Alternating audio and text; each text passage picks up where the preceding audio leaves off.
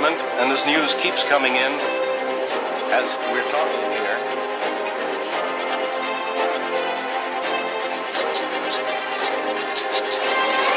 Here's other information just in from the... What's up, Kryptonians? Before I get started with the rest of this video, please feel free to like and subscribe to the channel. It makes a massive difference for the channel, it makes a massive difference for the videos, and it helps us all grow together, so I do appreciate that if you have done that. This video is a long time coming. It technically should have been released a few weeks ago, but I got sidetracked and I got a bunch of other projects and videos that got backlogged that I had to start working on, so that's why it got delayed. But nevertheless, today I am here to talk about season 1 of Invincible. Invincible is a new adult animated superhero show that debuted on Amazon Prime Video, I think back at the end of March. It had its full season already, 8 episodes long. This is based off of a comic book series that was created by Robert Kirkman. If you haven't heard of Robert Kirkman, I mean The Walking Dead, that's really all I should say. By the way, this video will not have any spoilers in it. I know that that's kind of irritating to some people, but I know that some people don't have access to Amazon Prime and maybe haven't checked out Invincible yet, even though it's been like damn near 2 months since it first debuted.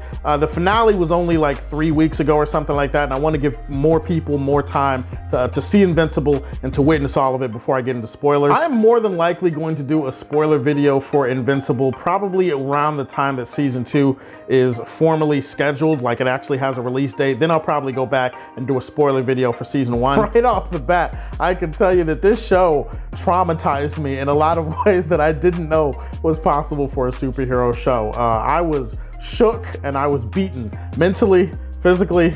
Well, okay, not physically, but mentally and emotionally by the end of the series. Prime example, I'm watching the first episode, and for like 90% of the episode, I'm like, yeah, okay, this is fine. It's really not that impressive, but okay, I'm kind of interested to see where this goes. The last 10 minutes of the episode happened, and Oh shit! Holy shit! Holy shit! Holy shit! Son of a bitch! Oh my god! Oh my god! Holy... What the fuck? What just happened? What? No, what? No, we have to explain that. What happened? Why did that happen?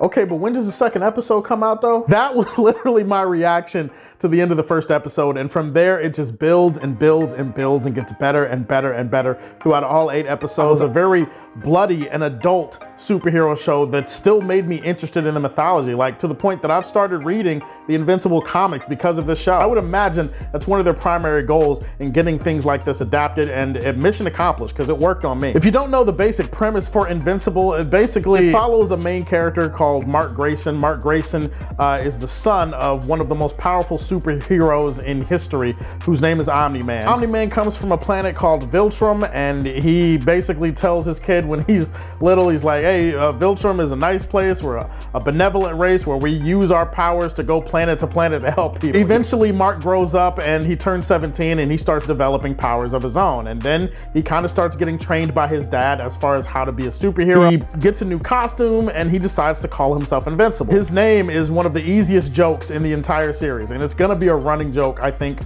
for as long as the series is on, because he is far from invincible, far from it. Now, it's not about getting knocked down 7 times, it's about getting up 8 times, you know, that old adage. So in one sense, he's invincible in the sense that so much messed up shit happens to him, even during this season, and he's able to still somehow survive and still grow from it and still be invincible at the end of the day. But as far as like him being actually invincible, yeah, no, he is not invincible. He gets his shit kicked in quite a lot in the series. It is something I wanted to touch on in this review because the violence and how it's depicted in the show is one of the big selling points of the show, but it's not the point of the show. What I mean is that the violence in the show, it's portrayed in a way where it's not gratuitous. Like, it feels like it could be gratuitous because it is very bloody. It is insanely violent. Heads getting popped off, spleens and spines getting ripped out, people's hearts getting crushed. Like, it's really, really gory stuff. But it's not like the show is saying, oh, look at violence and look at how cool it is. No, the violence has a point to it. It informs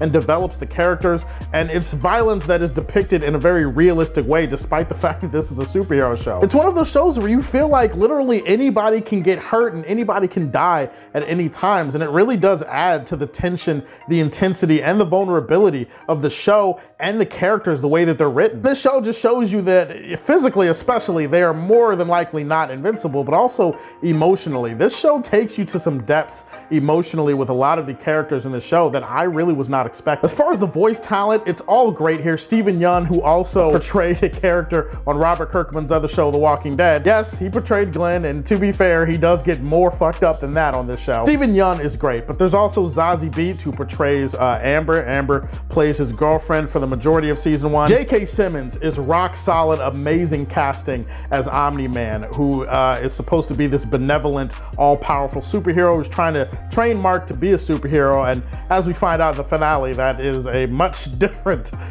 lesson than he was building it up to be before. A lot of the other voice talent works and it feels at home here. Like Seth Rogen portrays a character named Alan the Alien. I didn't think that Seth Rogen would feel so at home in a superhero show, but he does, and I liked his work in the show too, even though he's not really in it that much. You got Sandra Oh, who plays Mark's mother and Omni-Man's wife. I'm trying to think of other, Jillian Jacobs, who portrays probably one of my favorite characters in the entire series. She plays a superhero named Adam Eve who goes to the same high school as Mark, and that's really what this whole season 1 is about. It's about the journey of Mark becoming a superhero, but also still juggling his responsibilities as a superhero with his responsibilities as a student and also with his personal life. As we saw with Spider-Man, yeah, that shit's not gonna always go smoothly. That shit is gonna get messed up more often than not, and it gets messed up for Mark in a lot of different ways during the show, but that's part of the journey and that's why you watch. Some other characters that also pop up during the making of the show that you're interested in: the Guardians of the Globe, you got Rexplode, Duplicate, Monster Girl, Black Samson, people like that. This is a show that also does a great job of developing the villains too. Like, the bad guys in the show are not just one-off. Not only do they have like interesting names and interesting like ideologies and stuff like that, but there's also like surprising amount of development and attention to detail that's given to them. And then we get to the finale and some stuff happened.